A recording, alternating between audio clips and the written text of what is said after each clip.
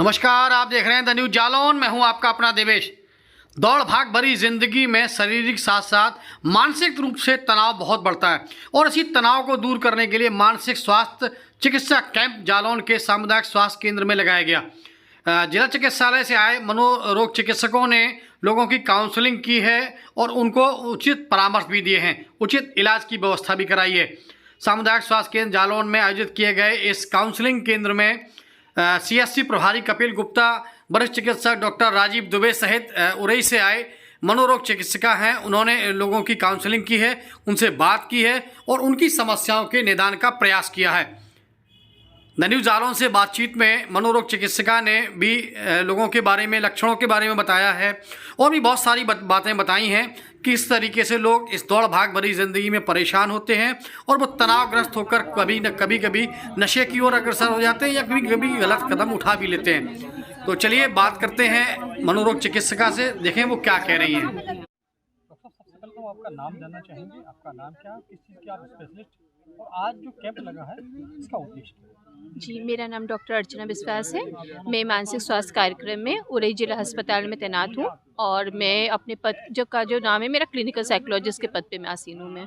और यहाँ पे जो कैंप लगा, मुख्य उद्देश्य उसका ये है कि मेगा कैंप है, इसमें ज़्यादा से ज़्यादा हम अपने उरई जालौन क्षेत्र को कवर कर सकें। कई परिवार ऐसे होते हैं जिनको इस बीमारी के बारे में पता नहीं होता है, वो असमझ में होते हैं या उस बीमारी का नाम सुन के बहुत ज़्यादा डर उनके अंदर होता है कि अरे अगर मुझे मानसिक बीमारी हो गई तो लोग मेरे बारे में क्या सोचेंगे। एक नकारात्मकता विचार में आती है। कई प्रकार के जैसे युवा पीढ़ी नशे के चुंगल में आ रहे हैं। आज भी जैसे कई पीढ़ी ऐसे, जब पूछा गया उनसे, वो बीमारी कुछ और बता रहे थे, लेकिन जब काउंसलिंग की गई तब धीमे धीमे पता चला कि वो कई तरह के भिन्न भिन्न नशे के आदी हो चुके थे। तो इस प्रकार के जो नशा करता है वो भी मानसिक बीमारी की तरफ बढ़ावा देता है। और जो मानसिक बीमार होता है वो जब नकारात्मकता उसके अंदर बहुत ज़्यादा घर कर जाती है तो वो भी प्राय नशे की तरफ जाते हैं। मतलब नशा और मानसिक बीमारी ये दोनों परस्पर एक दूसरे से जुड़े हुए हैं। बच्चों में आजकल देखा जाता है बच्चा चाहे गेम्स की जगह पे मोबाइल को उन्होंने अपना सब कुछ मान लिया, पढ़ाई भी उसी में करनी है, खेलना भी उसी में, यार दोस्त भी कम हो गए। तो बच्चों के अंदर भी जो एक चिड़चिड़ाहट, किसी की बात ना मानना, एकांत भाव में रहना, तो ये भी मोबाइल की वजह से हो रहा है। तो इसका भी इलाज अपने यहाँ होता है। और जिला अस्पताल की अगर मैं बात करूं तो सोमवार, बुधवार, शुक्रवार को ओपीडी होती है, जिसमें पेशेंट की पूरी हिस्ट्री ली जाती है और उनकी पूरी हिस्ट्री को गोपनीय रखा जाता है, जिस कारण अपने जो कक्ष का नाम रखा गया मन कक्ष, जहां पे आप अपनी स्वेच्छा से अपनी सारी बातों को बताओ।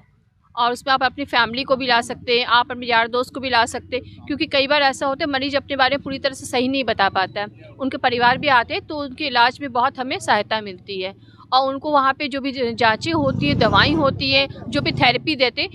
एक्चुअल में क्या होता है कि मानसिक बीमारी में जैसे डिप्रेशन है या किसी को एक ही कार्य को बार बार करने की आदत पड़ जाती है, जिसको कि ओसीडी कहा जाता है, या किसी को पढ़ाई में मन नहीं लग रहा, बच्चों से रिलेटेड प्रॉब्लम है, ऑटिस्टिक का बच्चा है या बहुत ज़्यादा हाइपर एक्टिविटी का बच्चा है, तो उनको हम लोग मेडिसिन की जगह पे थेरेपी पे बेस्ड करते हैं। तो ऐसे बच्चों के लिए हम लोग बिहेवियर थेरेपी है, ERP थेरेपी है और आपके और भी कई तरह की प्ले विद एक्टिविटीज़ होती है। उसमें हम लोग ग्रुप काउंसलिंग करते, फादर मदर की काउंसलिंग करते। तो ये सब कई सारे टेक्निक हम लोग यूज़ करके वहाँ पे उनको हम लोग सही कर सकते हैं। ये